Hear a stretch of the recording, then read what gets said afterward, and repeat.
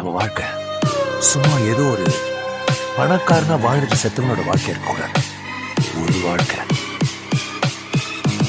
வரலாறா வாழ்ந்து.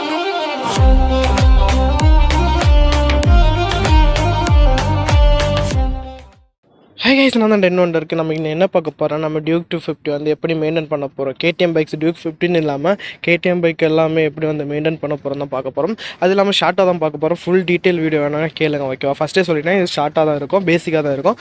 அதேமாரி நம்ம பார்த்திங்கன்னா நிறைய வீடியோ போட்டுட்ருக்கோம். அதேமாரி உங்களுக்கு எதாவது வீடியோ பண்ண சொல்லுங்கள், கமெண்ட் பண்ணுங்கள், நம்ம அதை மேக் பண்ணிடலாம். பைக்கை பற்றி கேளுங்க, இல்லாட்டா உங்களுக்கு இந்த வீடியோ பண்ண போகிறோம், அந்த வீடியோ பண்ணுன்னு சொல்லுங்கள். நிறைய பேர் சொன்னீங்க, அதெல்லாம் ஒன்று ஒன்றா பண்ணிகிட்ருக்கேன், ஓகேவா?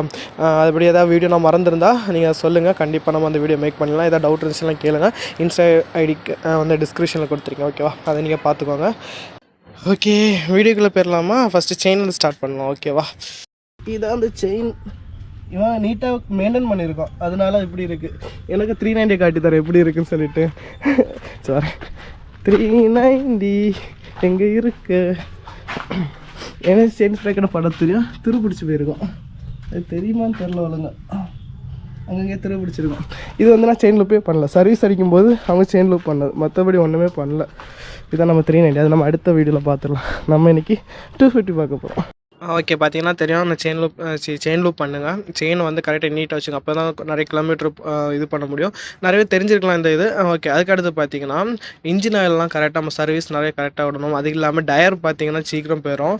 ஒரு டயர் பார்த்தீங்கன்னா உங்களுக்கு 5000 நிறைய மாடல் உண்டு, அதில் 5000 சம்திங் ஆகும். ஃப்ரண்ட் பார்த்தீங்கன்னா ஒரு 2500 சம்திங் ஆகும். பேக் வந்து ரொம்ப ரேட் கூடுதல். இது புது பைக்னால உங்களுக்கு இவ்வளோ க்ரிப்பாக இருக்கும். காட்டி தர எத்தனை கிலோமீட்டர் ஓடி சொல்லிட்டு மொத்தமே 1 மினிட்டு மொத்தமே 2000 சம்திங் தான் ஓடி இருந்துச்சு. இது எங்கே போட்டுது பார்க்கறதுல, சாரி, ஏன்னா 390 அதனால் எனக்கு இது நான் கிடச்சி 2722 கிலோமீட்டர்ஸ் தான் ஓடி இருக்கு. அதனால இந்த வண்டி பலன்னு இருக்கு. உங்களுக்கு ஒரு 1 இயர் ஆச்சுன்னா வண்டி வந்து பார்த்தீங்கன்னா ஒரு வேலையாக காமிப்பேன். நீங்கள் வந்து ஃபஸ்ட்டு ஒரு 4 சர்வீஸ் இருக்கும், அந்த 4 சர்வீஸை நீட்டாக பண்ணிட்டீங்கன்னா அவங்களுக்கு வந்து ஓகே தான். அது இல்லாமல் அவங்களே அடிஷனலாக இன்னும் 2 சர்வீஸ் இது பண்ணுவாங்க. அது நீங்கள் ஃபஸ்ட்டு 4 சர்வீஸ் முடிச்சிட்டிங்கன்னா பார்த்தீங்கன்னா எல்லாம் ஓகே தான்.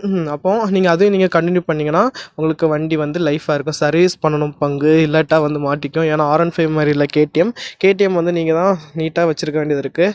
ஓகே, ஃபுல் வீடியோ வேணும்னா கேளுங்க, கண்டிப்பாக பண்ணுறேன். இது ஒரு ஷார்ட் வீடியோ தான் இருக்கும், ஓகேவா?